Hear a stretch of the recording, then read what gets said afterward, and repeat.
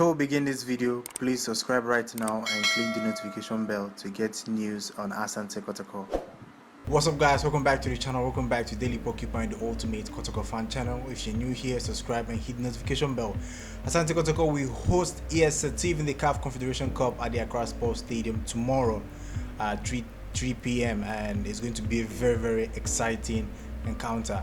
Abdul Gazer has named and squad for the game. I'm going to list the players right now. This is going to be a very short video, so I'm just going to call the names of the players that have been included in the squad for the crucial game. Goalkeepers, we have Felix Annan, Kwame Ba and Razaka Balora. The three goalkeepers are in the squad for the particular game. Felix Annan was injured, but he came back and is now in the squad. Danlad Ibrahim is with the Ghana under-20 as they prepare for the under-20 Africa Cup of Nations tournament. Defenders, we have Christopher Nate, Aimoro Ibrahim, Samuel Frimpong, Ismail Abdul Ganiu, Habib Mohammed, Yusuf Mubarak, Wahab Adams and Andrews Apau.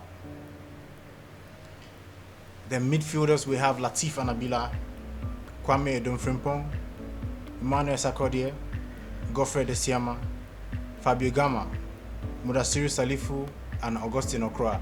Then we have just two strikers for this game.